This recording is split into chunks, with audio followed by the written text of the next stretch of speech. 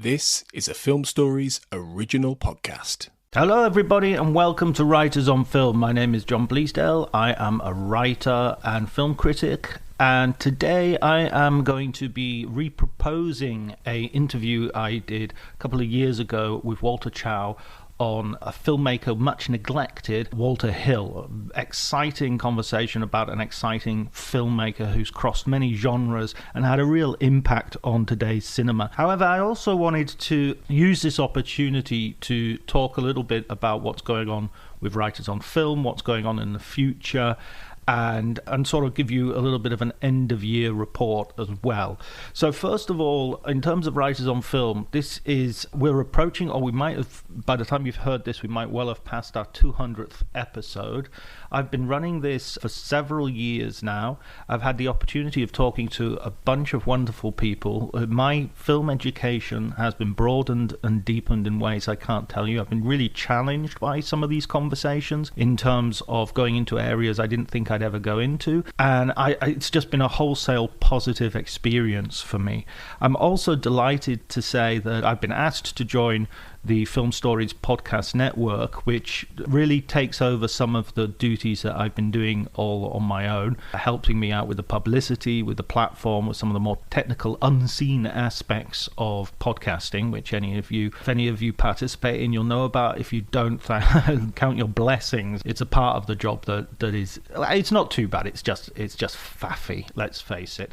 So I'm really proud and pleased to be part of that network, and I would recommend that you explore some of the other podcasts which are available to listen to via that network, and of course to read Film Stories magazine, which is still available as a print issue. There are a diminishing family of print magazines out there, so support the ones that are, rather than send tweets after the fact about how sad it is that they've folded and they've disappeared or what have you. On to slightly other matters. This year, of course, you will not have failed to notice, if you're a regular listener, that I published the Magic Hours, and an accompanying podcast, the Malick Hours, my book on the life and films of Terrence Malick. This was an achievement for me, a personal achievement for me.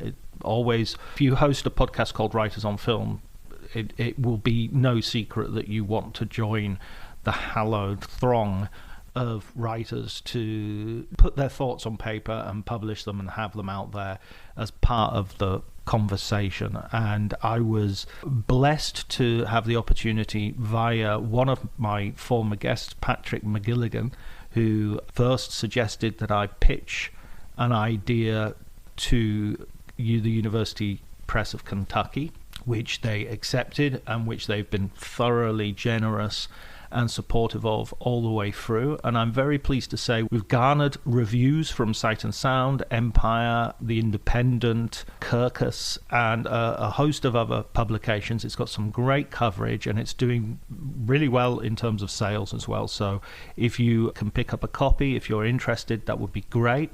I understand that, like this podcast, a book about Terrence Malick has something of niche appeal, but it tends to have enthusiastic niche appeal, and so I'm really pleased that the book is doing so well. And the important thing is, I think people who love Terrence Malick hopefully will get a lot from it, and people who are maybe undecided might look at him in a different way. But personally, it's been hugely fulfilling to have had this opportunity and to have done this, and so I'm really pleased with that. Other sort of matters arising, I'm also finishing a book right now, about to submit the manuscript on the films of Jonathan Glazer, so that will hopefully be coming in June of next year, tentatively titled Visible Darkness, the films and visions of Jonathan Glazer.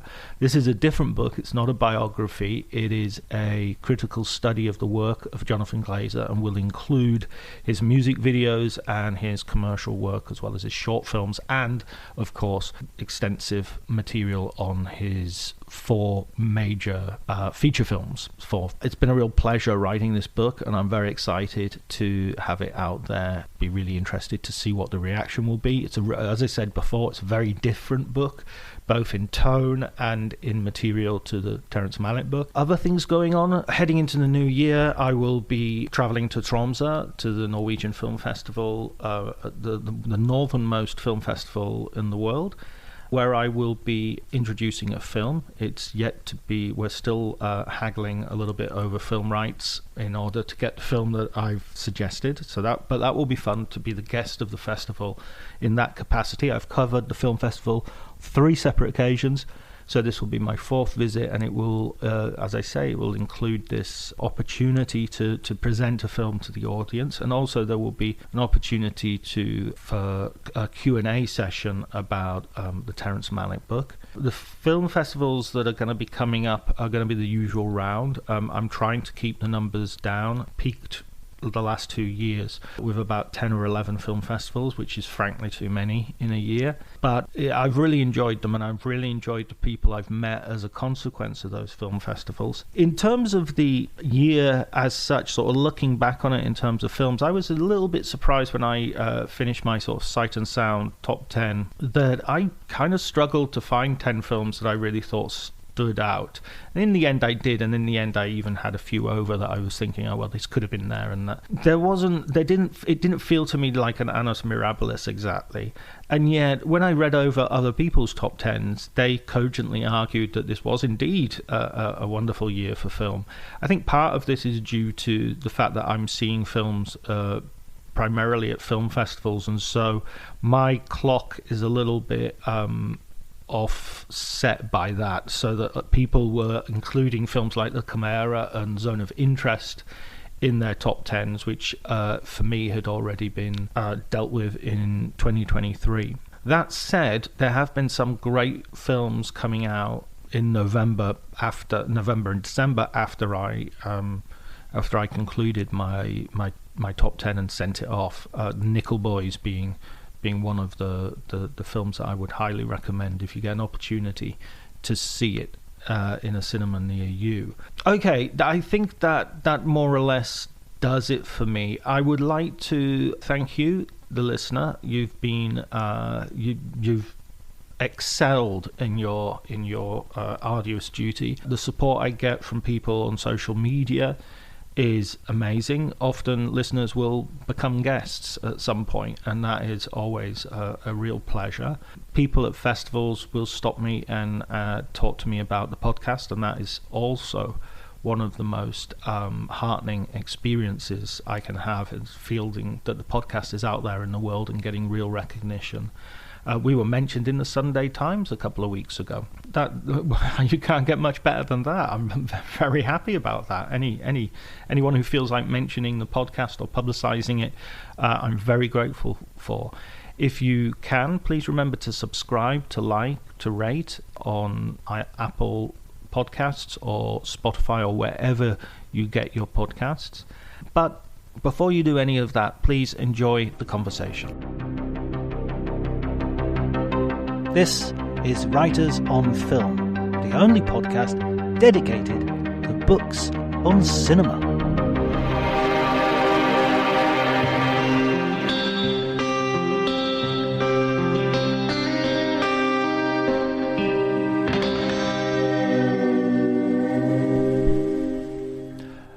Hello everybody and welcome to Writers on Film. My name is John Bleasdale. I'm a writer and film critic, and today I'm going to be talking to Walter Chaw, who is the author of a new book on the filmmaker Walter Hill. The Walter on Walter, they should have, that would have been a good Faber name if it had been a series of interviews, which it isn't, but it is an amazing look at the career of, I would say, a neglected filmmaker who has spanned the decades and made top quality genre cinema that really deserves a reappraisal, and it's got a reappraisal in the work of Walter Chaw's book. So I'm delighted to talk to him. If you enjoy the episode, please remember to subscribe, to tweet it. If you can spread it out on social media, that would be great. we're getting great numbers of listeners, and really, it's phenomenal how this podcast has grown. And it's entirely due to word of mouth and the digital equivalent of word of mouth, because we have absolutely zero advertising budget, or absolutely zero advertising for that matter. So the more you do that, the more it helps, and that way we can grow further and further. But before you, and you can follow me on Twitter, because apparently Twitter still exists, although it's getting worse every day. If you want to, if you don't already, my Twitter handle is Dr. Jonty, DRJONTY. But before you do any of that, please enjoy the conversation.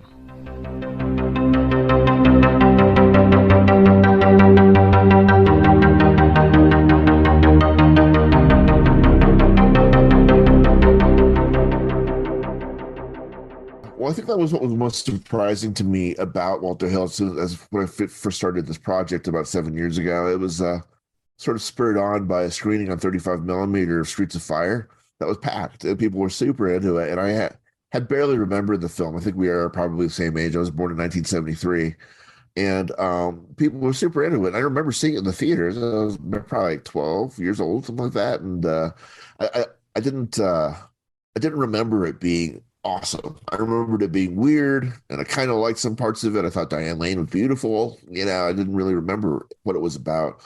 Just maybe campy, silly, strange. I didn't, all those things. And then watching it again as a full-grown adult, I felt exhilarated. And who is this guy? What happened? This is Walter Hill. Isn't he the guy who did 48 Hours? Is what I remembered the most for. And then you start going through his filmography, and I've had that sensation that you're describing, where I felt like, well, he's got his fingers in so many things. This is the guy who wrote Alien. This is the guy who, he even did Brewster's Millions, which seems weird, and Crossroads. I remember that too. And more recently, the pilot episode of Deadwood.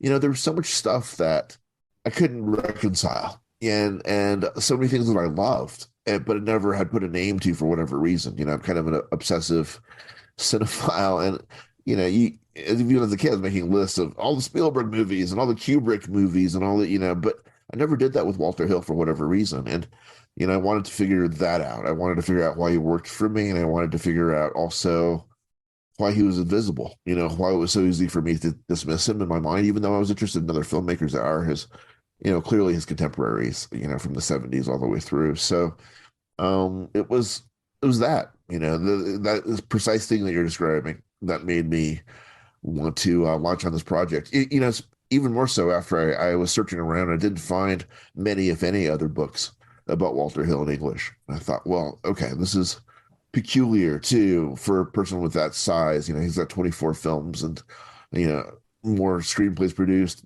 Tales from the Crypt, and all this stuff, for this guy with this kind of body of work, for him not to have any real scholarship. That was another spur for me. Like, he deserves, at the very least, somebody to document that he was here. Yeah, absolutely. In a significant way. Yeah.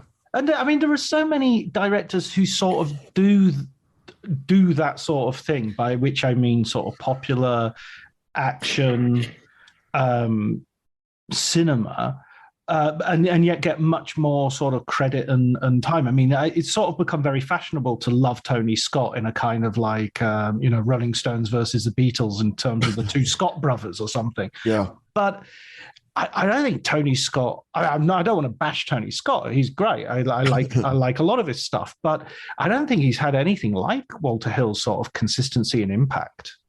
I agree, and I've not really begun to pull many threads on Tony Scott, because I spent most of my life not liking him better of the two Scott brothers. That's kind of changed recently. I don't know if it's the way that he died, or I don't know if I'm just getting smarter, but I've started recently appreciating Tony Scott's work a lot more than I ever used to. I used to think it was frenetic and difficult to follow, and I scoffed, but I really love The Hunger. But yeah, to your point though, there is a gap in reclamation for Hill. And, I found that people who work in Hollywood, action directors, or, people like Edgar Wright, love Walter Hill. They really know who he is. They're really excited about him. A filmmaker like Lexi Alexander says that she's modeled her career in a way after him, or been compared to him throughout her career. And so, people in the industry seem to know who he is, but the general audience, the fanboys, and you can even see it in the Blu-rays and the 4K releases now, I guess, how few there were, especially 7 years ago when it first started. Now they're sort of catching up. Imprint in Australia is doing a lot of good work. Yes, they're releasing a box set this year of Walter Hill films. But prior to that, I had to go to South Korea, I think, to find an Extreme Prejudice on Blu-ray. I had to go to Austria to find a Warriors theatrical cut. He just wasn't really being pushed forward in a lot of ways. I think there are a lot of things that are missing in terms of our ability, or this generation's ability, to appreciate him as a whole.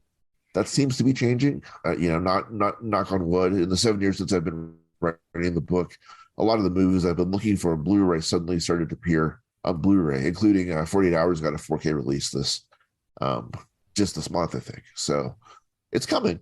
It's coming, but it's been a long time coming for him. Yeah, he needs his BFI season, doesn't he? He needs his this is the sort of guy that the French were always so good at sort of claiming as one of their own. And you have an interesting point in the book that he's kind of doing the opposite of that. He's taking Le Samurai, for instance, I think is the one that you bring up as the example, and sort of turning it back to its genre origins in The Driver.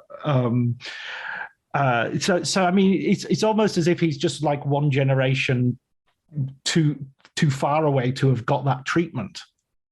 Yeah, he seems to be, and he is more popular in France. He did a graphic novel in France called Triggerman.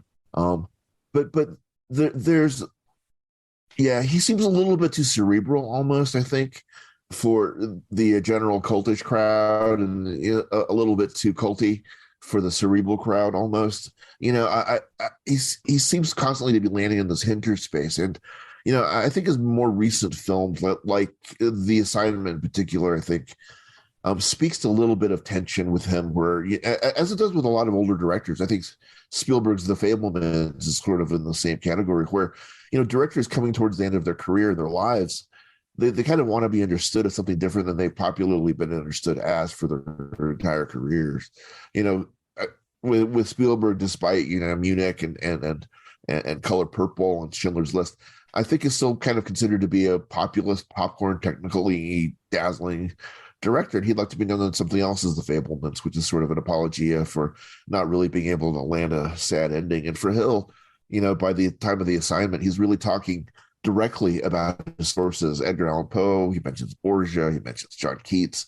These are the sources that I think he hopes that we've been pulling throughout the entire course of this film, which of course very few people ever were pulling out of his movies. And this is not me patting myself on the back for finding some of that stuff in there. I think it's just actually really there on the surface, but it's very easy to dismiss it, or to walk by it, because the other stuff is so great to look at. And I don't know if you've experienced this with his movies, but for me, none of his movies drag for me. They're almost over by the time I notice them. And I don't mean notice by if it's worth noticing or not. I mean notice by just register that I'm watching something. It's so effortless that I've thought about it like it's Cary Grant. Nobody ever really noticed how hard it was what he was doing, because he was so effortless in the way he was doing it. But from being a kid to now, through 30 years of watching bad action movies or bloated action movies, watching a movie like Warriors, which is, wow, it's so great, and now it's almost over. I can't believe it. It's only 90 minutes long. What's going on? I'm used to 2.5 hours of this. It's really amazing. And if you were to ask him about that, if you were to praise him for it, he's like, yeah, I never, he said something like, I just never wanted to screw around. There's no fat on any of his movies. Even Broken Trail, which is essentially 1.5 movies, it really moves. It really moves. And one of his only regrets about Broken Trail was, he's like, there's too much stuff in it. There's too much sitting by the campfire conversations in it. I was like, I don't know. I kind of enjoyed sitting by the campfire with those guys, but Yeah, I guess, but still Broken Trail feels like it's over by the time we're flipping the disc. So, um, I yeah, mean, no, there's, yeah, it makes it tough to, yeah, I don't know. I'm rambling. no, no, no. I love it. You're not rambling at all, and it's absolutely. I think he's someone who I really got the feeling from, and you quote him, you have conversations with him throughout the book, and there's this sense of like you almost want to shake him and say, stop doing yourself down, because he talks brilliantly about his films, but he has a big bushel under which the light is hidden, which is this idea that I'm a craftsman, I'm an entertainer, I just do this stuff, and I'm not, but I mean, he starts off as a writer, and that's where he makes it. He begins making his name in Hollywood, right? That's right. He's a very good screenwriter, and he and sort of sought after very quickly. His first produced screenplay is called Hickey and Boggs. It's the only film that the actor Robert Culp ever directed. It stars he and his I Spy co-star Bill Cosby. It's one of the great L.A. noirs. It's super dark. I think it would fit right up in there with the Robert Altman picture of the L.A. Ghoul. That's so. The Long Goodbye. Thank you. The Long Goodbye. I kept wanting to say The Long Good Friday. Like, that's just not right. But yeah, it fits in right with the Long Goodbye. It's super nihilistic and pessimistic about the human condition and about men's venality, about these two guys back from the war, which is a really early topic in '72. And they're losers. Their wives have left them, and these are themes that have come up, repeatedly throughout the course of Walter Hill's career. Hickey and Boggs is really a Rosetta Stone in a lot of ways, and one of those forgotten classics that's a little bit radioactive now because of Bill Cosby, but Cosby is great at it, and he actually, given all the stuff that we know about him now, plays true to type. He's vile in it. But he's the hero, and I think there's something really brilliant about that. But from there, he wrote the screenplay for he was brought in to finish the screenplay adaptation of The Getaway, the Jim Thompson novel, for Sam Peckinpah shooting down in Mexico. That was a really big moment for him as well. But anyway, yeah, he was sought after. He worked with John Huston. He did two with Paul Newman, a weird movie called The Macintosh Man. That's the Australian accent one. Yeah, where Paul Newman attempts an Australian accent, which he kind of gives up halfway through. It seems like, there's an interesting scene in Macintosh Man though, where it's shot in a prison, and he's meeting somebody there, the Paul Newman character, and he's reading a book, and the book is Charles Dickens's Hard Times, and of course, Hard Times becomes the title of the first film that Walter Hill gets to direct in 1975. But I think it's from his disappointments with stuff like Macintosh Man, The Drowning Pool, where Hill said, I want a shot at directing. I want to do this myself. I want control over my scripts. And so he did Hard Times. Hard Times, a bare knuckle boxing movie with Charles Bronson, in which he didn't say this, but I've heard some accounts that Bronson maybe took a swing at him, which is a terrifying thing. I mean, Bronson's a tough guy, and but he did not like how Walter Hill cut out most of Jill Ireland's part in that film. Bronson and Ireland were married at the time, and so caused a little bit of bad blood. But yeah, Hard Times is amazing. It's out of the gate one of the great debuts, for its brevity and its structure. It's tight. They're brilliant performances from not only Bronson but James Coburn as his handler, and Strother Martin. Strother Martin, he's never been as good as he's a character actor who I love to see when he pops up, but he's so understated in this, and you have this brilliant exchange between him and Walter Hill. Yeah, you probably remember it better than I do at this point, but it says something along the lines of, I need 30% less. I need 30% less of this if you want to stay in this movie. Yeah, exactly. He says you can do it. You can do it any way you like, but if you want to actually see it in the movie, it has to be 30%. I love it. I love that. Yeah, and Strother Martin sort of strikes me like an actor like Robin Williams or something, where he can be really, really good if you have a director who has him on a leash. Yeah. Otherwise, they're going to go out somewhere and be in a completely different movie than the movie that you're in. I think Strother always thought he was in the Rose Tattoo or something. But there's, I love Hard Times, and then he follows that up with The Driver, which is just kind of impressionistic and odd, and finally getting its due in the last 10 or 15 years, I think. Really beautiful shorthand, piece, another LA noir.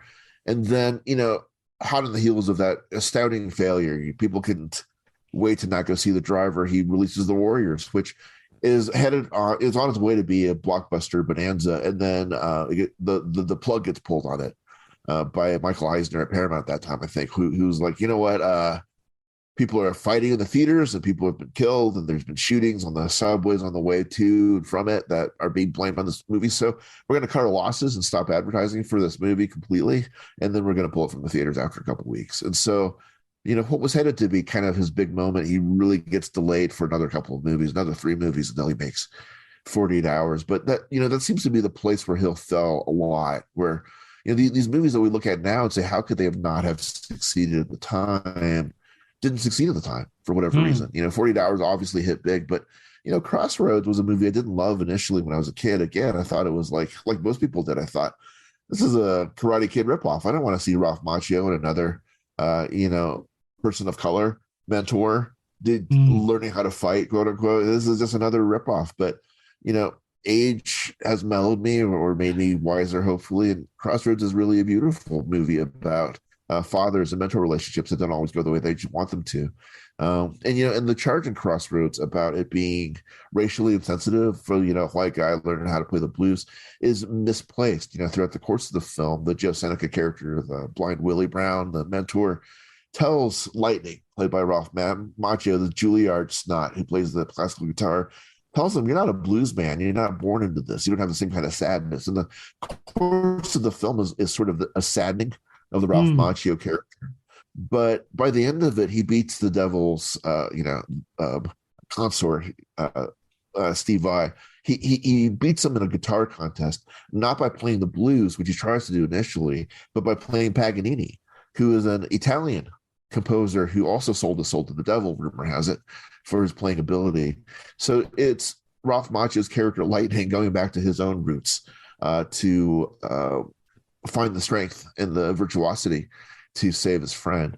So it's not about a grading or a hierarchy of music, but rather a recognition that you are who you are culturally based on how you're born, rather than how you try to put on airs. You try to appropriate those cultures, and that's a message in 1986 far ahead of its time, maybe 40 years ahead of its time. We're not even really prepared to talk about those issues well or seriously now, but it's happening at Crossroads. And that's the movie that he was filming when his father died, who was a jazz drummer and really instilled in Held's love of music that you see throughout his movies too. He really lets his bands wail in his movies, and set the scene. I think nothing sets the scene for a culture better than the music of that culture.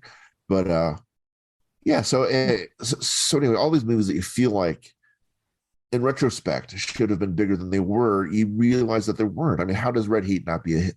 How does that not hit? Well, Die Hard opened like 2 months after that. Johnny Hanson, how is that not a hit? Well, I have no idea still how that's not a hit, actually. I think the studio mishandled it. And then, all of the bile that came out after Alien 3 and Fincher was sort of spearheading a little of that campaign about feeling like being abandoned by his producers, who were Walter Hill and David Giler, who also wrote the final screenplay.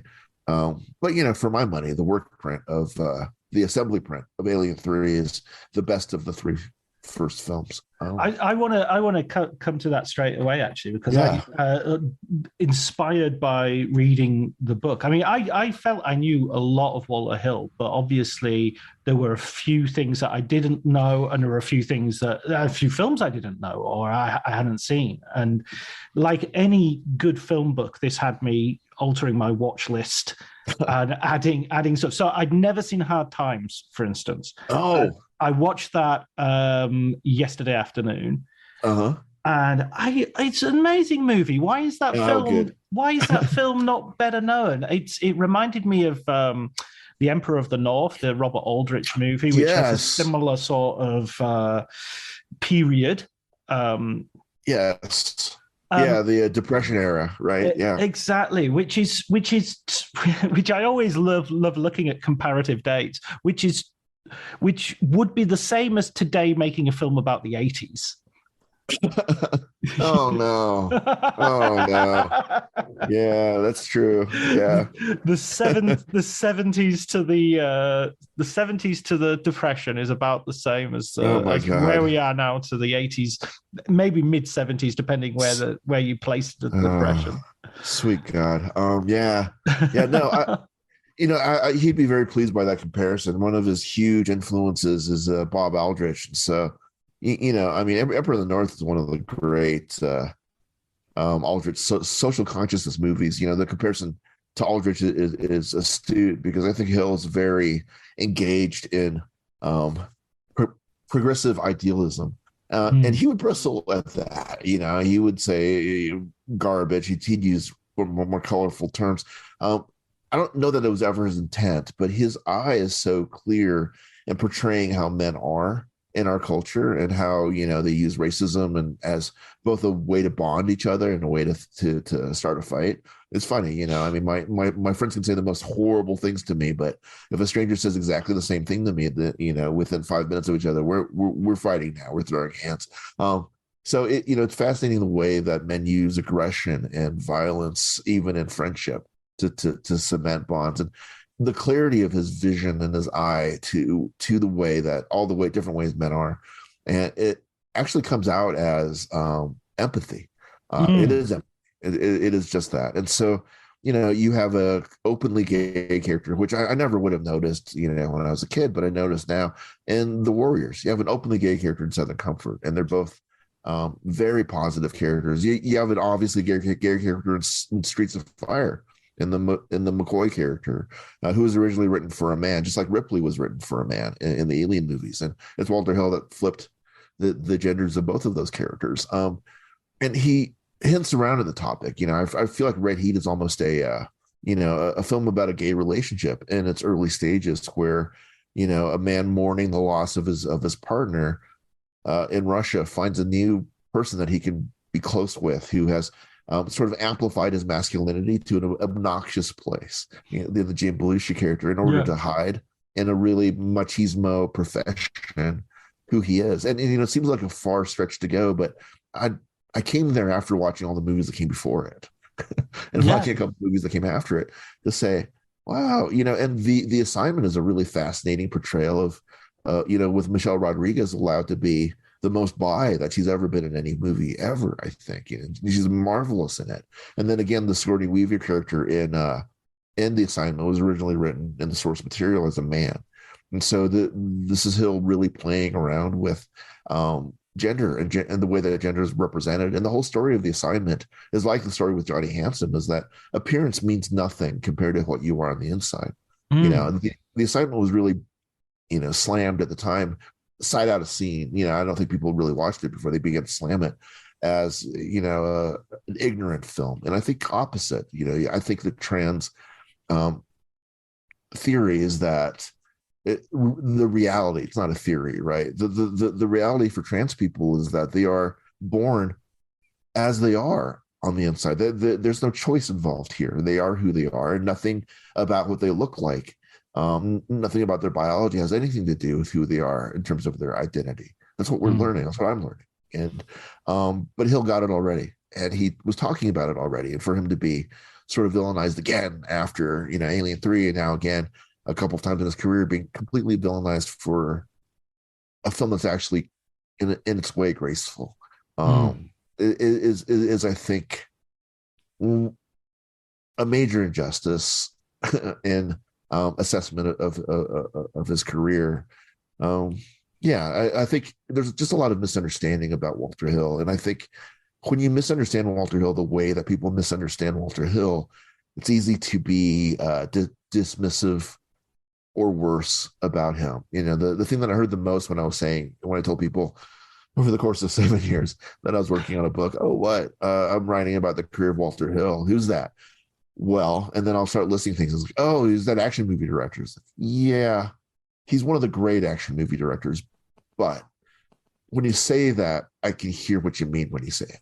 And it's not Robert Aldrich who gave up a family fortune in order to make movies like this in Hollywood. It's Walter Hill who only makes action movies or guy flicks. Why am I interested in that?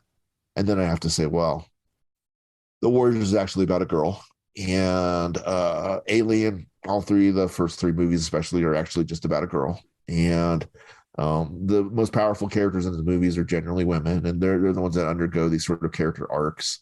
With Bullet to the Head, he gave us a Asian American action hero who was also a romantic lead who doesn't know kung fu.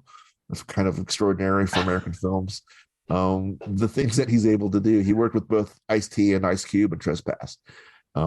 There's so much stuff going on. Undisputed is a movie about Ving Rhames and Wesley Snipes in the carceral state, being sort of exploited as for entertainment, essentially by the mob, and the mobsters played by Peter Falk of all people. Did you know? And it's like there's so much stuff that's going on in his movies that is shockingly current and modern, and kind of subversive, because you are these are films which are, with all the best will in the world. I don't mean to sound in any way disparaging, but this would be a film that in the 1980s I would be grabbing a 6-pack of beer and watching with my buddies, And then for me to be doing that and to be getting sort of, not in a sort of preachy way or an overt way, but to be getting schooled on America and race and America and masculinity or America and sexuality, and the fact that I'm reading your book and having seen most of these films, and I'm going, oh yeah, geez, yeah, that character is gay, and that is that is what The Warriors is about, and that is the guy in Southern Comfort, of course. And you actually you talk about the actors and their private lives as well, in terms of them being at least one of them, I think, is an openly gay actor. A time when it was very difficult to be so. So isn't that subversive? Is that much more subversive than the sort of, I don't know, boilerplate left-wing filmmaker who we hear about it in the interviews? You're going to see a film with James Belushi and Arnold Schwarzenegger, and you're getting something which is, significantly different to what you expect. It actually is subversive. To your point, it's remarkably subversive, but never intentionally. I don't think. I believe that, for Hill, it was always, this is just the way men are. Men can be tender with each other. Men can be afraid. Men can cry. Men can rail at the heavens. And also, on the other hand, you can have, your macho Tom Cody kind of guy, but the villain is going to be sort of a macho guy in a rubber overalls.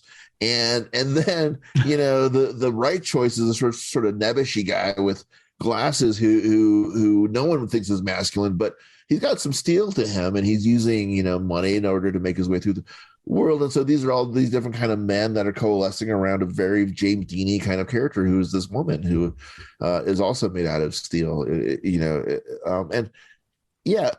It's subversive as hell, and it's critical of capitalism. It's critical of all of these systems that men have put in place to advance and entrench their own power. But he's just observing the world as it is. I don't think he's making a statement. And I think, you really get in trouble unless you're, Faulkner or Melville, when you intentionally try to tell what you feel. You intentionally try to have a message in your movies. I don't believe Hill had any message in his film, except that he wants to tell the truth. He wants to be authentic through his characters, and you can see in the way that they fight. It's always everyone has a different kind of style of fighting. I go into a little bit with 48 Hours. The Nick Nolte character is a big shaggy dude, and he has big haymaker swings. And the Eddie Murphy character is this really sprightly, sinewy, strong, smart character who does those little rabbit punches throughout the course of it, and until he gets angry, and then he loses his composure and then begins to lose the fight. But there's so much story that's told through these. There's a great hammer fight in Bullet to the Head. It's a fire axe fight, amazing fight between Jason Momoa and Sylvester Stallone, like really scary and brutal, awesome. It's proto John Wick, I think that the entire movie is. And again, another movie that should have been huge. Why isn't this movie huge? It has all the elements to be huge, and then it was just a little bit. It's like 5 years too early. Last Man Standing, I find it to be beautiful, and I think it's at least 15 years ahead of its time. And it's so nihilistic and grim, but gorgeous, But yeah, there's he's super subversive, because I think even he would find it to be a surprise that his movies are being now, I think, finally considered for as progressive and interesting as they are. This fully integrated police force, this fully, there's all he wanted the main gang, the Warriors, to be an all black gang, like it is in the book. And the studio was like, as they would be now, no way, man. There's no way that they could be an all black gang. There's no way. And so he sort of compromised, and he had other gangs. He had all this other commentary that's going on throughout the course of it. And, the most venomous, dangerous person in the Warriors is always using the F pejorative for gay characters throughout the course of it. So, that sort of sexuality and that gendered violence is always present in his movies. And we would look at it and say, it's easy to say, oh, we were so backwards. It was this Precambrian times. We just said terrible things back in the 80s and the 70s, except that Hill is making these guys heroes. Rembrandt, openly gay character in the Warriors, is the person that guides them back home, really. He's the chronicler, and he's the, there's so much stuff. He's the person that saves them from the Lizzies, the all-girl gang. He's the one that's not attracted to them in any way, so he's not lured in by the sirens. He's the Odysseus. Which is, says, hey, they're packing. He's got the wax in his ears. He's the one that sees that they're dangerous to them and saves the whole little offshoot group that he's with. He's a hero, unapologetically a hero in that movie. And, who does that if you're just sort of a He-Man who truly hates, weaker men? Or the weaker men in his movies are often the heroes in the movies. And that's subversive as hell, man. It's amazing. And I do think that, you say he's not intentionally doing it, he's just looking, but that vision, there's a lot of filmmakers who don't film action movies or noirs or thrillers just as the world is. They film them in a cinematic space, which are absolutely loaded with prejudice and with biases and with so to just say, oh, this is just how, like, I remember there's a great part where you describe the police station in 48 Hours, and there's this idea of like, here it is. It's multiracial. It's a place where there's a large number of women working in the police force, and he just presents it as, well, this is how it is. So this is how I'm showing it. But there would be so many who would go, no, you need a black sergeant. You need right. Here we are, because I've not seen a real police station. I've only seen police stations on TV. Right. And to your point, I think there's a certain obstinacy about Hill and his vision that has rubbed a lot of people the wrong way. I think he's gotten in trouble at every studio he's ever worked at, and because he won't compromise about those things that you're describing. People will come in with notes and have come in with notes and said, you can't do that. You can't have this happen here. You can't have this guy be the boss. You can't have this guy be the hero. You can't. And Hill's like, no, this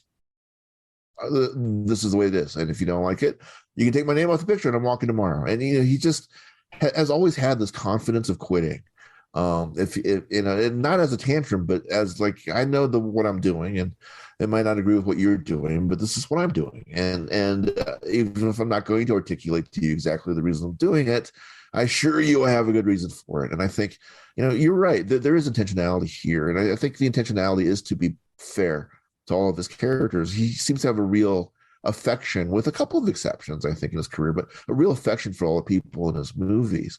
And you can feel that, like, for all of their faults, especially Nick Nolte in 48 Hours, I think he really identified with. He really loved Nick. And that you see this really flawed human being in every facet of his of his failure as a man, but also every facet of his success as a man too. And his desire to make amends is one of the most touching things about that film. He wants to make amends with his girlfriend, but he's terrible at it. He wants to apologize to Reggie, but he doesn't have his apology accepted.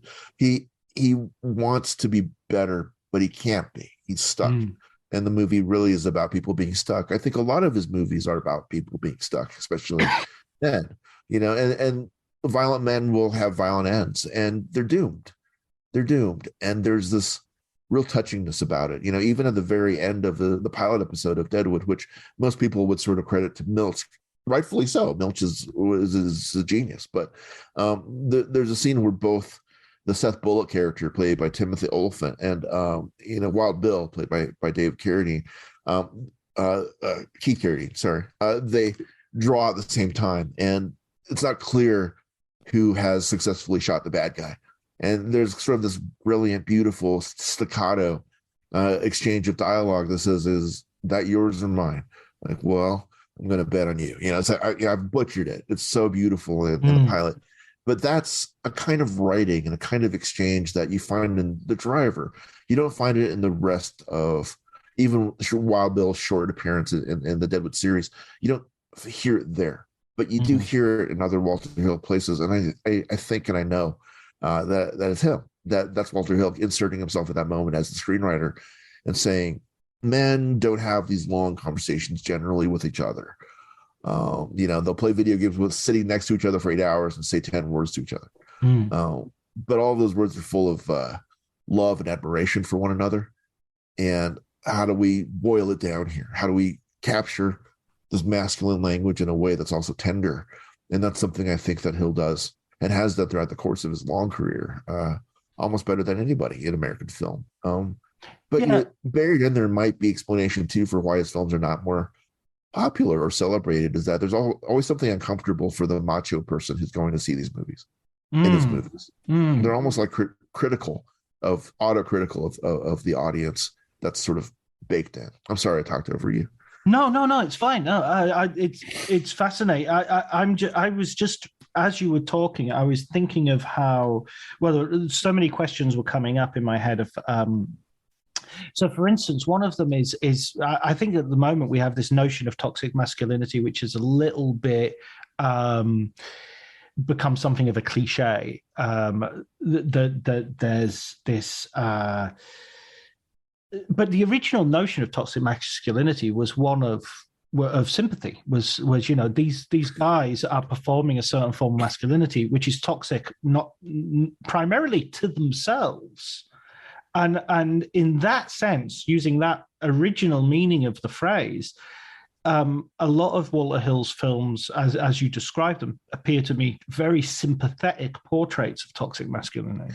Yeah, thank you so much for saying that. It's a really good observation. I mean, the original subtitle of the book is the tragedy of masculinity in the films of Walter Hill, and it's now the tragedy and masculinity in the films of Walter Hill, because along the 7-year journey of this in several different publishers, I was informed correctly that nobody has any sympathy left for men in the modern space. And so pushing a book, already kind of a tough sell with people, very few people actually really know who he is, but pushing a book that has as its aim to talk about the tragedy of being a man is a tough sell. It's a tough sell even to me as I say it. I get that. I do.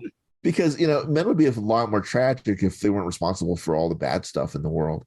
But if we can get past all of that, there's a way that we can set it aside just for a moment and say, these world-destroying men with these terrible complexes and terrible upbringings and dads that didn't love them, and this generational abuse that results in, half men like Trump and Elon Musk and what have you, all the stuff that has built these smogs, in the Hobbit sense, in the world, that is a tragedy. That is really too bad.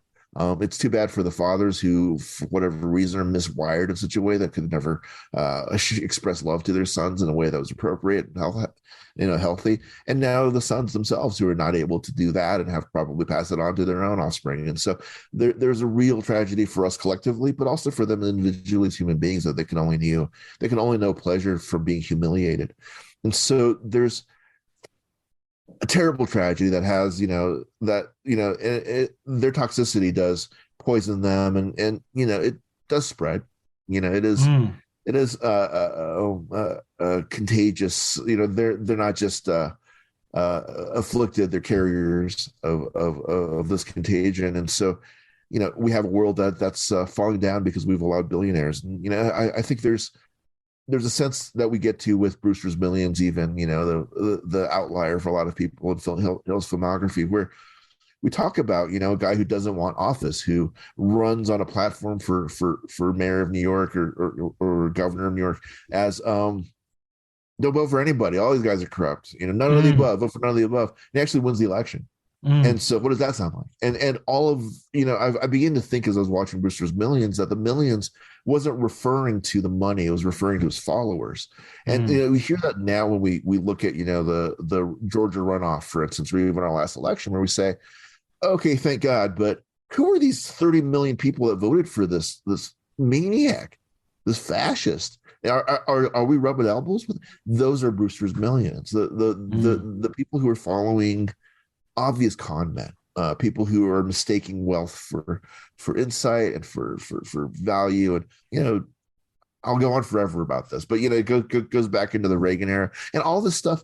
Could Hill have been predicting all of this stuff? And he's not a prophet, but what he is a great anthropologist. He says, we're just sort of, a troop of shaved monkeys, and we respect the same things that other monkeys do. We respect the guy with the biggest pile of stuff, and we respect the guy who screams the loudest, and we respect the guy who's, swinging around. And so there's a real kind of clear-eyed vision of that and the zero sum of that. If we can't achieve civilization, all we have is who we are as in our genetic makeup, if you will, as a species, not as a race. And so then you see some of the progressiveness in terms of race, how we're all kind of equal, and the racial friendships that you have in his movies and everything, because he believes we're all doomed because we're all kind of implanted with a self-destructive drug. I don't want to sound like James Cameron now in Terminator 2, but we are kind of wired for self-destruction. And if we can't get over that sort of wired in masculinity, then this is the end of it that we see. In Streets of Fire, you have the most virile guy in the movie. He has to leave, just like Ethan Edwards has to leave at the end of The Searchers, because all of the qualities that you need to build a society are unwelcome in society once society is built. Like Moses doesn't get to go to Canaan. And so there's this, all of these old stories are in his stories. The old stories of the hero that dies, and then there's the buried under 7 hills in Rome, right? To speak to your place. But there's the heroes don't actually get to participate in society because the things that made them heroes, their brutality, their quick decision making, quick to anger, all these mythical figures, they have to leave because we're just kind of we're farming here. That's great, Achilles, but you have to die. I mean that is what runs through the book as well. Is this and I think it's a really a fascinating insight into what makes Walter Hill such a rich filmmaker to think about. Is this he has this certain erudition which is worn extremely lightly, to the point that most people wouldn't think of it, or you wouldn't approach a Walter Hill film thinking necessarily of Homer and of all these things.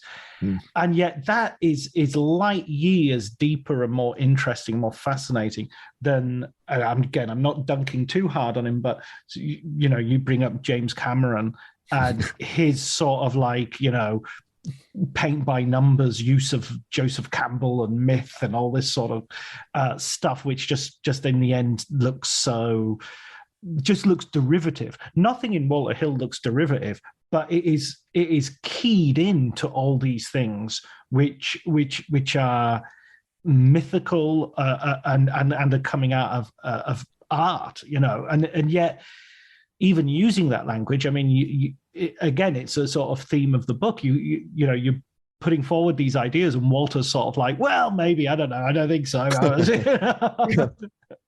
Yeah, he is so, and that's the other piece of it, right? Because you couldn't get a camera away from Cameron or John McTiernan, or these guys are really big personalities, and they're very willing and wanting to talk about these things. Like McTiernan putting the ode to joy in Die Hard. There's nothing. These are maximalist filmmakers, and in a really weird way, talking about a guy who has chases involving passenger buses and trains.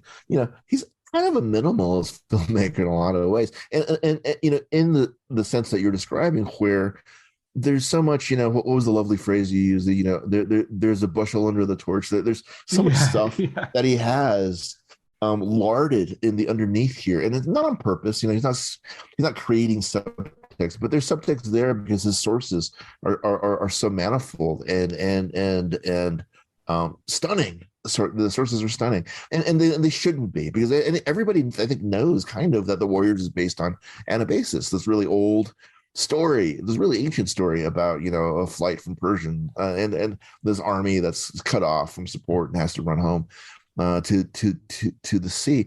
I think we know that, and yet we're just thinking, oh, this is just more of the George Lucas hokum. Yeah, Joseph Campbell lived on Skywalker Ranch. It's more of that stuff. These guys that are pretending, but Hill's not pretending. He'll say those things, and sometimes he'll say them in his study, which is lined with bookshelves. And the books on his bookshelves are Homer and Herodotus and Ovid and Thomas Mann and James Dickey. And these are real books, and they're not books that an interior designer has picked for the color and the shape. These are books that have been read. These are books that have bookmarks in them. They are the basis for archetypes. Like in The Driver, the characters don't even have names. This is a passion play about the interaction between men and women, and there's the player, the strongest character, the smartest character in the movie is played by Isabella Gianni, and it's like there's archetype throughout. And with the Warriors, and then the really controversial director's cut that he released of the Warriors, that I look at as an attempt to wave a hand finally and say, I know you love this movie, you guys, and I know that you get dressed up, and I know that you get together and you have a six-pack, and that's all great. That's all my intention.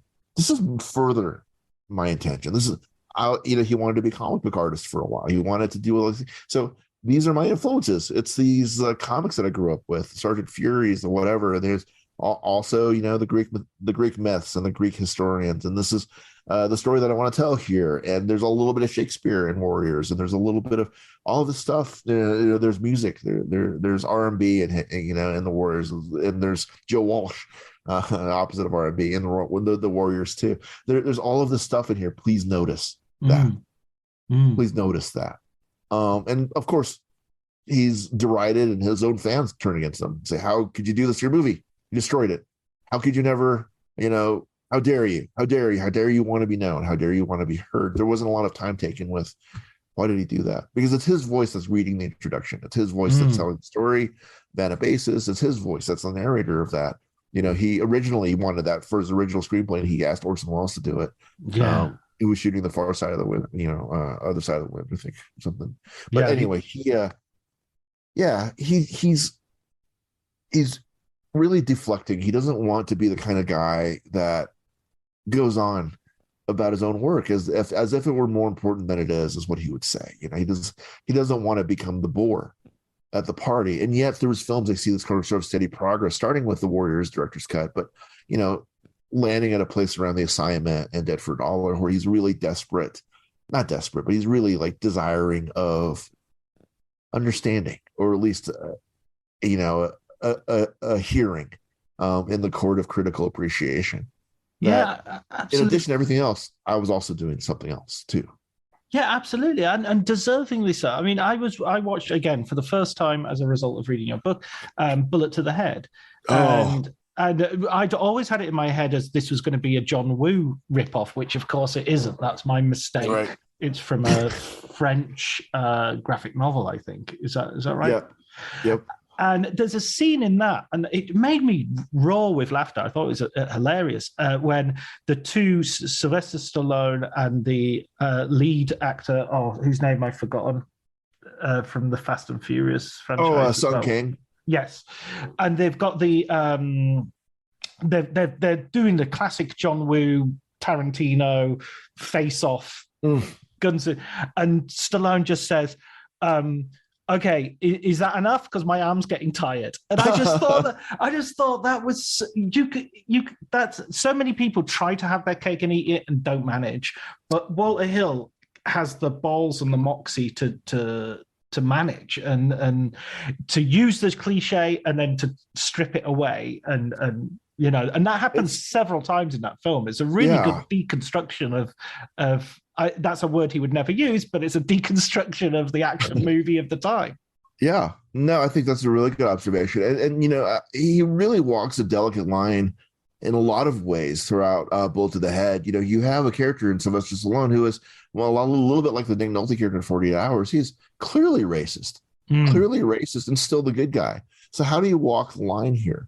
I mean, I think you walk it the way that you described, is like you comment on it, you deconstruct it. You're right. He would never use that term, but that's what he's doing. He's aware of it.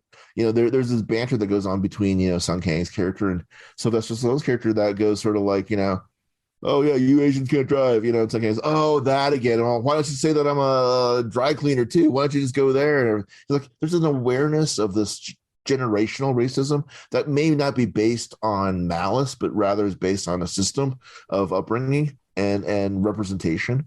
That Sylvester Stallone's a product of the character is a product of this sort of thinking that we all had as we were growing up, throughout the course of the 80s and the 70s, where it's okay to make ching chong noises. It's okay to think these things about Asians, and some of these stereotypes about Asians are actually positive. So what are you so upset about? So having that conversation with a younger generation Asian and Sung Kang, saying, "Come on, man, are you serious?" And then that's a delicate line. How do you do that without making Sylvester Stallone the character an object of mockery or an object of hatred? On the other hand of it, and I don't believe that he's either of them by the end of it. He's just fully human. He's just a guy who does weird work, and he's got a daughter that he's concerned about, and now this guy's going to date his daughter. Is like, I don't like that, not because you're Asian, because you're a cop. And there's this really kind of delicate line that's going through this racial line that's being drawn throughout the course of the film. But at the end of it, you have an Asian American hero who's not related to a immortal dragon god or whatever, doesn't know secret kung fu. He's not like all this garbage, right? But he's just a guy who's trying to do his job and doing a different way, and he gets the girl at the end of this film. That's, man, I don't know if how rare that is for an Asian American to see in a film, especially in 2012. I can't. I would challenge your listeners to say, 10 years ago, name one film produced in the United States with an Asian American romantic lead. Yeah, rare, if not maybe The Replacement Killers, but he's not Asian American. So there's a very small, it's almost one of one for a while, that representation in that film. And it's a bullet to the head of all things, right? You're expecting, it's in this great Merchant Ivory production of, it's of the Red Cart or something. No, it's in this action movie where it's kind of buried and people are dismissing it as old Walter Hill and old Sylvester Stallone. I don't want to see that. It's dismissed offhand. Yeah. People don't even watch it. Even a fan like you. Yeah, you're right. It took a long time to see it. Absolutely, it was in the Rome Film Festival. I remember when it first came out, and that was to be fair to myself. That's the only time I've ever considered going to the Rome Film Festival. I was like, oh, right.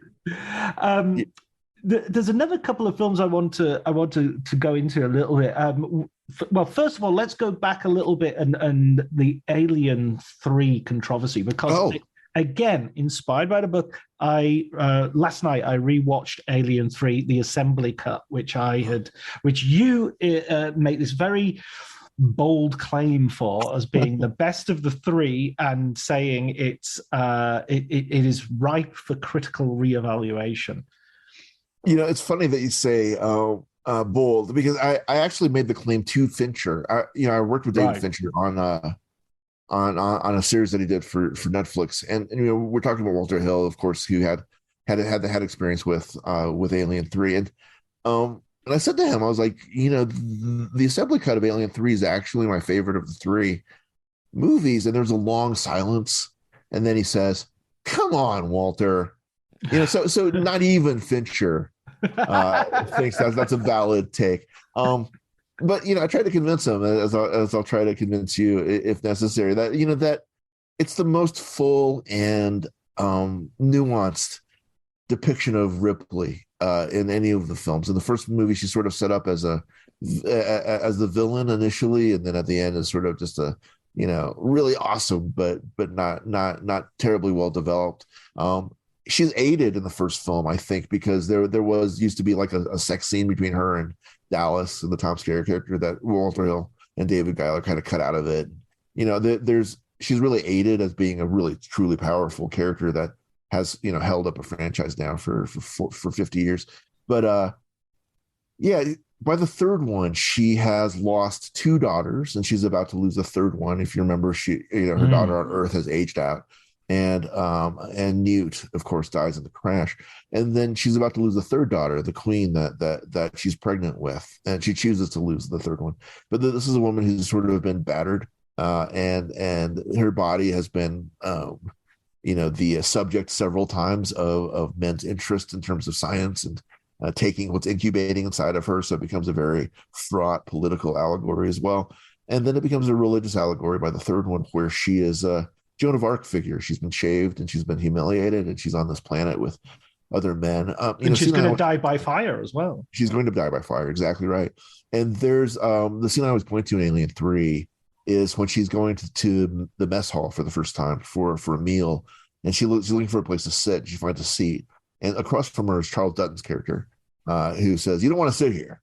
I'm a rapist and murderer of men, of women." And she says, "Well, I must make you really nervous." And she sits down. This is an extraordinarily powerful woman who, even beyond being spunky to a murderer and rapist of women, says to the Charles Dance, the doctor character on this planet, she says, "I'm lonesome. I like sex, essentially." And she's like a lot of Walter Hill's characters, like Mercy in the Wars, for instance. She's in charge of her sexuality. She wants sex when she wants sex, and she knows who she wants it from, and that's powerful and empowering. So she's that. There's a sense of doom throughout the course of Alien 3 that is not, I think, present in the other films. The first, a great haunted house movie. The second, a great squad action film, the Howard Hawks tradition. And the third movie really is a dirge, is this sort of allegory. You're in a labyrinth with the Minotaur, and it's really shot that way at the end of it, going through a maze. And there's no out for you except the out that you choose for yourself. And so she does. She makes the decision to self-delete at the end of it. And in the assembly cut, the monster emerges and she cuddles it in a way as she's going into it. So she assumes sort of this classical pose of the Pietà. Not the Pietà, the Madonna and Child pose as she's going into the fire. This is such a remarkable archetypal resonance to it, but the movie was so derided when it came out. People hated this movie because it killed Hicks, it killed Newt. Alien cubed, that means there's geometrically more aliens. Why isn't this on Earth? And that was Eric Red's treatment of the film, I think. Why isn't it why are there like a kabillion aliens, and then there's a war against why isn't the Starship Troopers? That was the expectation, and they went entirely in the other way. They kind of went insular and introspective as a result of it. All these different kinds of men and their frustrations. The guy who's humiliated about his IQ, the sort of petty power struggles, the restriction of reach, all of these things about men and a terminus. And you see echoes now of Alien 3 and stuff like Wild Bill and Deadwood and these frontier films about how do men coalesce a civilization on the edge of nothing, and on the spiritual edge of nothing. I always find it really striking in that film. I saw this film at the cinema a long time ago, and I've seen it several times since. And I always find it a brilliant move, but a sort of tragic one when Charles Dance's Clemens is killed, because he is by far the most interesting of the male characters to play opposite Ripley, and he not necessarily by far, because I think Dylan's an interesting character as well, and some of the others, but but there's a real, because he's just said this extraordinary admission, not that he's a criminal, not that what his crime is, but that he's voluntarily stayed on this prison. And if you want a metaphor for masculinity being unable to escape its own parameters, and it's despite the self-destruction involved, there you go. I mean, how reduced and shriveled and desiccated must your experience of life be that you prefer to stay on that prison? And yet, at the same flip side of that, what extraordinary love for these ridiculously awful, horrific characters must you have to say, I wasn't going to leave them on their own without any help? You know, it's truly graceful. Yes, that's a beautiful way of putting it. It's graceful. And it's just like with Hitchcock's surprising murders in his movies, it's really good to look at the moments right before as indicative of what the author is really trying to say. So to your point, he's doing penance essentially on it, and then he's martyred in that moment, in a really kind of quick and senseless sort of way. It just comes down through the ceiling behind him as he's talking, and there's this sense too of like the sort of Damocles for all of us is that how do we want to go? We never really get to choose the way that we go out, but do we go out penitent? Do we go out as a coward? Do we go out because of a product of our choice, or do we go out in fear and denial of that? And there's a lot of stuff that's going on in this movie that will directly and does directly offend action movie purists, quote unquote, who are looking for something else, a different kind of kink when they're going to this movie. Alien 3 is not any of those things. And I think, Hill has said before publicly, he's like, yeah, I was pretty bored by the whole concept by that time. He's just looking for a way out of it at that time. What better way to get out of it than to kill the hero of it, he thought. Little did he know. But there's a real sense of that, I think, in the film, of weariness. Of, there's a line in it too that says, you've been part of my life so long I can't remember any part without it.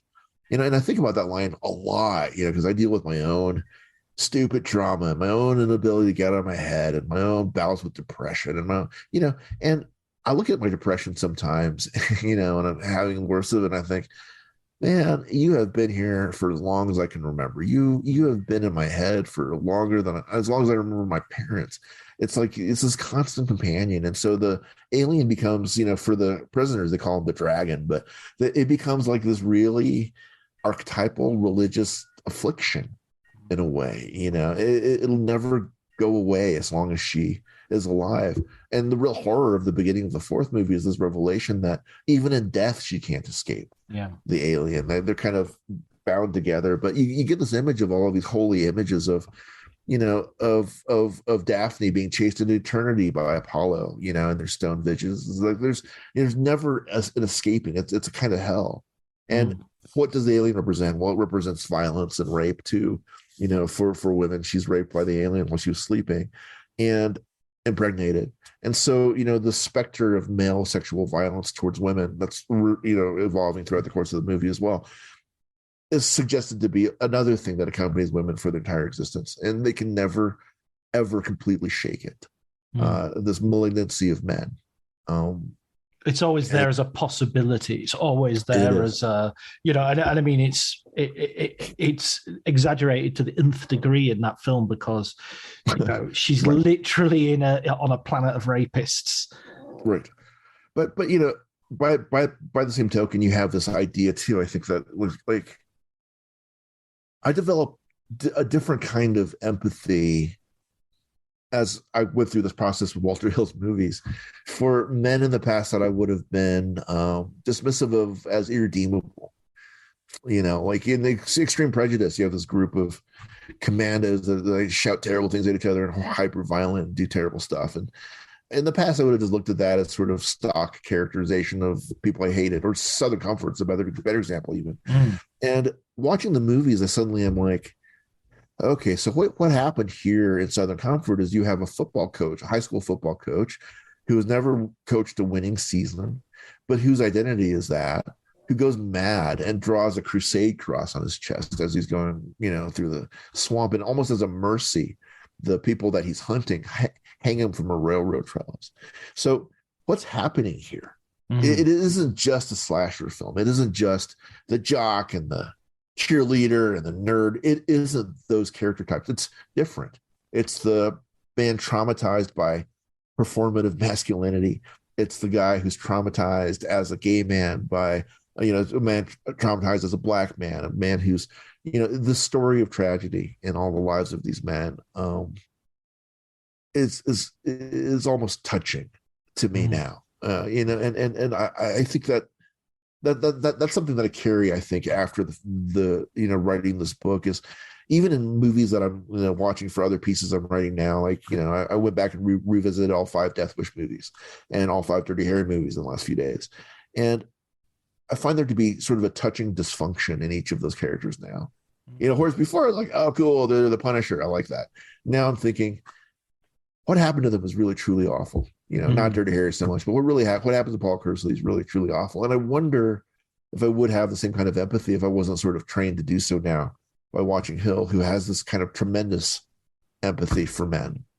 Again, we don't deserve it. We're terrible. We hurt other people because of our trauma. But if you can get past that to a philosophical place where you can sort of say, to find that grace of the Charles Dance character, to say, here I am on a planet full of rapists, but yet there's something that's worth saving. And maybe through my grace, there's something that they can find in themselves too that's worth saving. And Ripley gets to that when she saves the life of her potential rapist. There's a point where towards the end, I mean, my only pushback to your argument would be, I totally agree with you on a level of character and story, but it comes down to execution in the sense that maze at the end is, I mean, I think Fincher directs the hell out of it, but I don't think it works. I think you get to a point, it's a little bit like an underwater fight in a James Bond movie. There's just something about the physics of fighting underwater, which after 5 minutes, it's like, all right, skip to the end. Where somebody's gonna shoot a harpoon gun at somebody else. I get it. Yeah. You know what I mean? So it's just I if there's a film that they could do a special edition of, that would be it, and get rid of Skippy the Xenomorph as well. That just sort of bounces about. I'll keep working at it. I've been bugging him about this. I was like, David, just people want this. He's like allergic to the topic, but for me, it's like, it's some of these guys don't actually know what they made. There's just, they only see what they wish they had made. Right. They don't actually see what they did make. And for me, yes, you're right. It's a lot clunkier technically in a lot of ways, and I think owing to overshoots and over budgets and schedules and all the stuff that was ridiculous for that team. But and rewrites on the fly too. Right. But there's for me, I tend to overlook that for whatever reason, because I'm so driven. I'm seduced by the undercurrents of it enough that, like many of my favorite films, I guess, they're far from perfect, but the undertow is so strong I get sucked out to sea anyway when I watch them. And I think I feel the same way about Alien 3. I can't even though I've watched it maybe like 10 times in the last few years, I can't remember what you're talking about. I do know what you mean, because I remember seeing it initially in the theater and being, oh, what is going on after Cameron? This looks stupid. This is ridiculous. Who is this guy Fincher? He'll never make it in Hollywood. But watching it now, all I can see is sort of like the beautiful design elements and the beautiful ideas that were driving all of these motions. I know that the maze probably doesn't work, but that it's a maze at all, that's amazing. That's remarkable to me. That's like, okay, so you set an alien film in a labyrinth. I know all about that myth. That's really fascinating. And that myth is also about rape, and that's also about an ill spawned spawn and a monster that they kind of put away in a labyrinth, and it's used for a political power, centering purpose by King Midas. So there's something that's really, Yeah, this is really awesome about that to me, to find it in there. That allows me to overlook some of those things. Not to say that everyone can or should, but just to say that would be my defense of it is like, the thematic underpinnings of this are strong enough and compelling enough for me that I kind of can't remember how it doesn't work technically. Yeah, yeah. I'd love to keep on talking about all Last Man Standing. I went to the cinema 3 times to watch that film. So bless you, bless your heart. You're right. I adored that film. I love Dashiell Hammett, and I love God, your Jimbo and Fistful of Dollars. So but good. This film has to go alongside all of them as so good. And for what it's worth, he would love the comparison to John Woo. Yeah, he loves John Woo, and he was about to remake The Killer at one point. He has a script ready for it. Wow, wow. Let's hope. Those guys. There's a mutual admiration thing going on there. It's hard to know who originated what, but he would not be displeased by that comparison, I think. And I saw his last film, Dead for a Dollar, in Venice. Awesome. Yeah, and the last thing that I wanted to ask you though was what's Walter's reaction to the book been? What's the has he been has he given you any? Yeah, he's he keeps saying I haven't read it. I won't read it. I'll never read it. I'll never read it. But I will say, I think you will. I hope you will. And I try to be fair. It's not just, I hope you back me up on this. It's not all just gushing. It's God, no. It's an analysis as far as I can provide one, as well as I can provide one. And it's trying to weasel out these threads that I think he's kind of left there, these crumbs that he's left there for us to find. Or the thread is good for a labyrinth analogy, right? That he's left there to help us find our way out of his work. And what he has said is he did watch the episode that of War on Netflix with about 48 hours. Right. And he initially was like, Walter, I'm never going to watch that. Good for you. Thank you. But I'm never, ever going to watch it. But his family convinced him to watch it. And he called me immediately after, it was like a Sunday morning or something. It was an off time. And I love it. But off in terms of it wasn't during business hours, in other words. Right. So, okay. He called and he said, he thanked me. And he said that it was, he's like, of course I'm the one that's being helped by this, but I just want to say, I think it's really well done and thank you. And there was a part where I talk about bridges in his movies and how they're always sort of places where things happen between characters that are significant. And there was at that point that someone said to him as they're watching, it's like, oh, well, maybe he goes a little bit too far. Surely he didn't mean that. And he's like, well, actually, for Dead for a Dollar, we went back and we did some pickup scenes so that we could find a bridge so we could talk about this relationship a little bit differently. So, that's, I think, his way of saying something to me about whether or not I was getting close to what he was working on. And he's, for as generous as he was about anecdotes, as generous as he is about his process and whatever with me, for the most part, he never really talked about what his movies are about. If I ever said, hey, did you know that you have chest opening in at least 6 or 7 of your movies? Does it have anything to do with your asthma? And he's like, so when I was walking with Bob Aldrich, and that it becomes a completely different anecdote. It's like when you're talking to David Lynch and you ask him about something, he'll talk about carving a birdhouse or some shit. So there's like this real deflection of digging really deep. I did ask him. I said, I thanked him essentially. I was like, thank you for expanding my reading. I had not read enough Borgia. I've read all of it now because of this project. And I said, in particular, I had not read the Edgar Allan Poe essay that he references twice in his movies, and once in his movie and once in Perversions of Science. And I said, I had never read that before. The explanation that Poe gives about the Raven and why it works. And thanks for that. And is it your intention for this to be, your statement about how to look at your films? And there's just a really long, unusually long silence, and he said something like, yeah, you're the first person to ask me about Edgar Allan Poe. But then it's stunning because, and that's all he'd say, but it's stunning to me that that's true because the Strother Martin character is named Poe. It's Poe, yeah. And he quotes Poe in the film. He quotes Poe.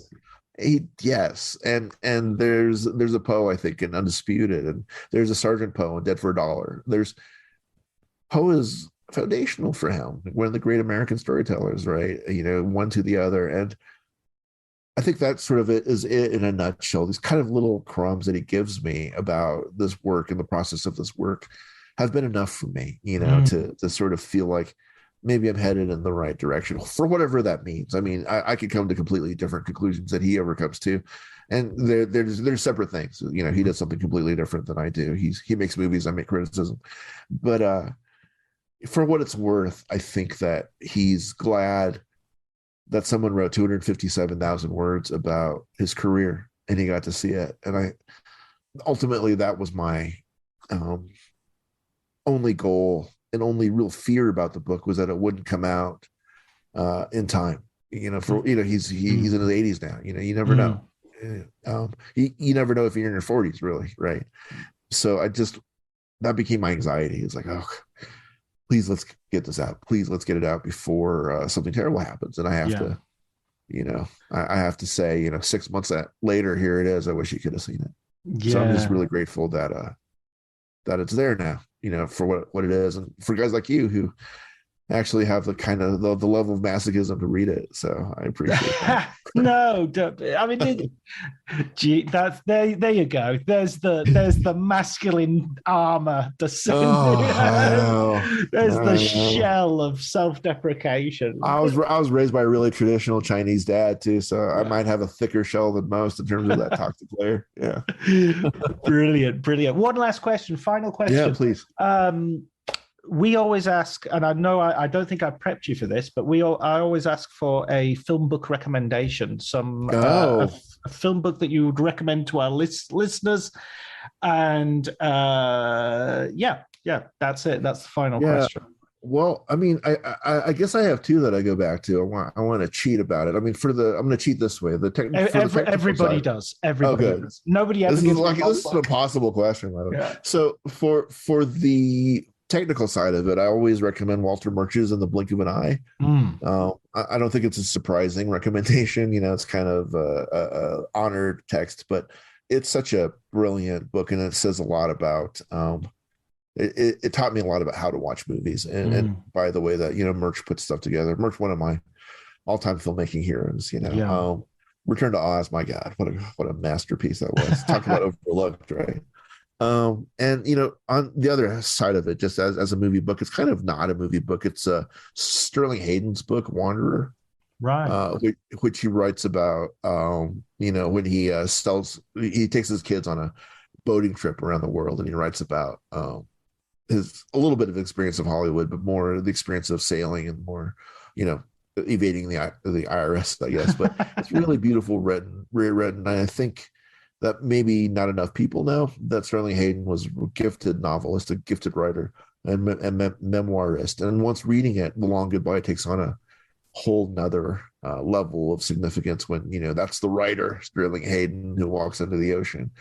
He literally kind of did that, and it kind of brings depth to him turning down the Kurtz role in Apocalypse Now. All of those things are happening during the writing of Wanderer. So highly recommend Sterling Hayden's Wanderer. Amazing. I've never read that, so I will. It's beautiful. That goes on my list.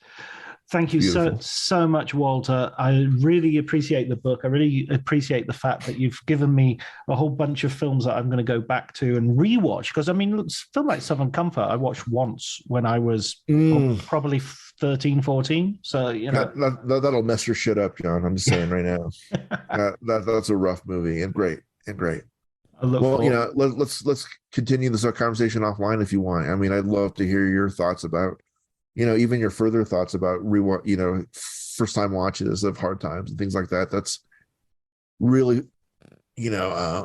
what's the word? It's really fulfilling to me to hear more people going to his work, perhaps just because I've talked about them a little bit. That's ultimately all you wish for, right? Yeah. Somebody gives it a look. Yeah. Thank you so much. Yeah. Be safe out there.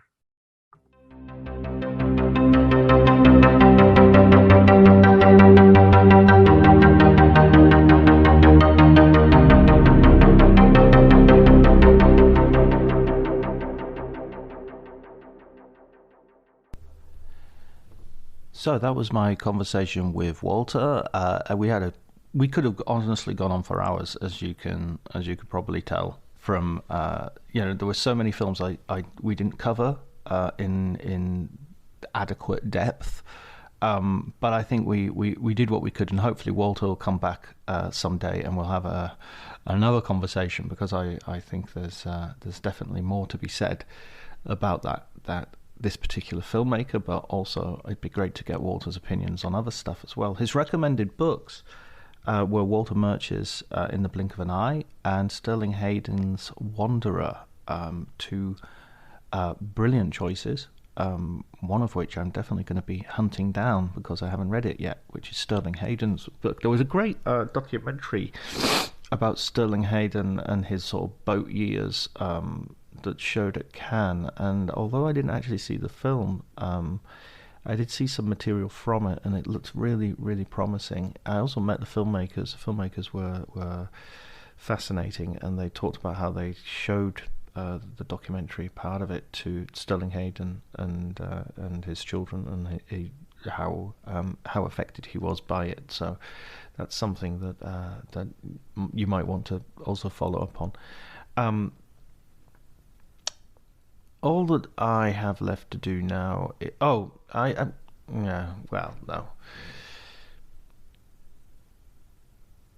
All I should do now is.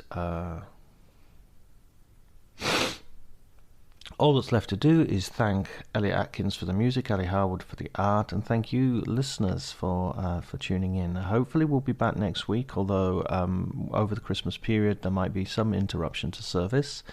But hopefully we'll be back next week. Until then, take care.